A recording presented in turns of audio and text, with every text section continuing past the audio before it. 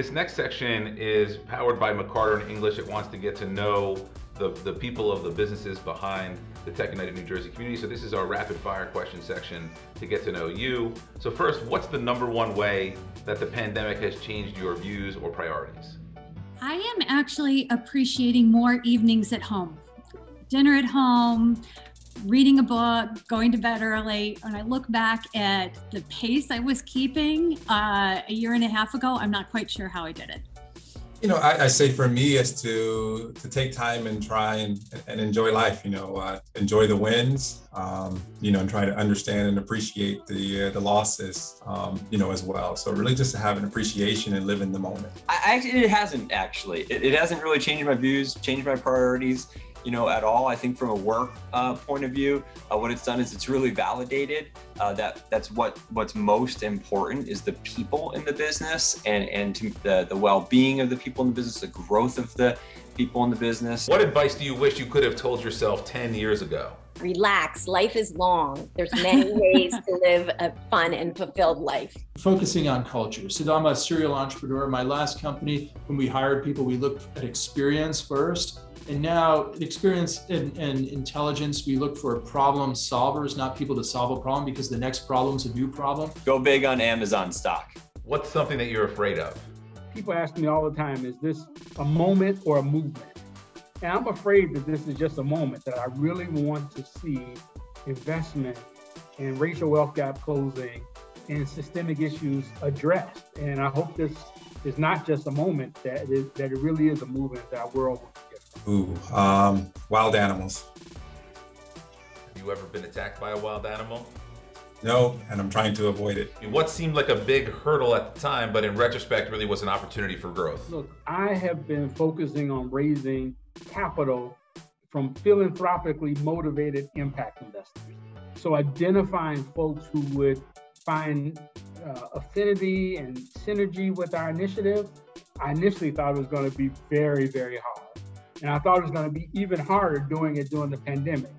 What's been clear is on Zoom calls, and we've been, people have been meeting with us. They understand the urgency of the time. And we've had success in getting capital to entrepreneurs of color, which is core to our mission. For me, I would say the first startup that I was involved in, it was a new process for me. I enjoy challenges. It certainly was a challenge. I learned a lot during the process and certainly grew quite a bit in my understanding of trying to create a technology venture. Yeah, I think the pandemic really accelerated broadening of our market focus, and that seemed pretty big at the time, but now it's just been maybe one of the best things we've ever done. What's your favorite band or song?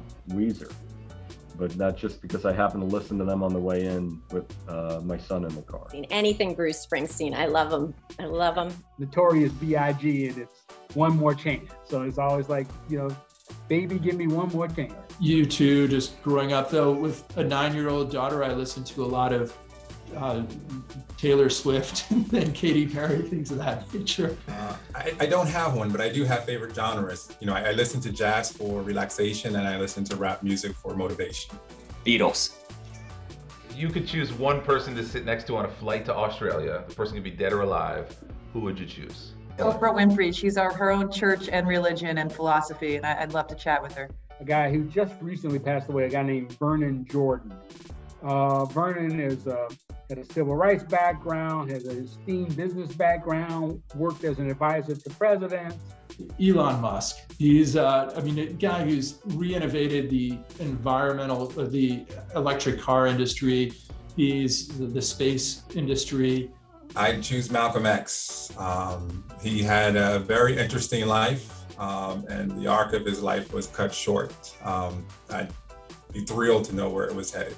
Thomas Edison, New Jersey pride. What's a personality trait that you value most in a colleague? Sense of humor. Earnestness. Authenticity. Candor. What was your first job? I was a waitress at Phil's Pizza in South Jersey. I worked at McDonald's. I actually delivered papers in a senior housing complex. It was a 12-story building, so I skateboarded through the hallways dropping them off. I worked at a printing company in Houston, Texas. If you could go back to school and pay a little bit more attention in any one class, what would that be? Counting 101. calculus. I wish I could have conquered calculus. What metric do you think is most important? Our community and the importance of having the community feel welcome, accepted, heard, and seen. Revenue growth rate. And what do you think is the most misunderstood thing about New Jersey? That it doesn't smell. It's a small state, but it's a very powerful.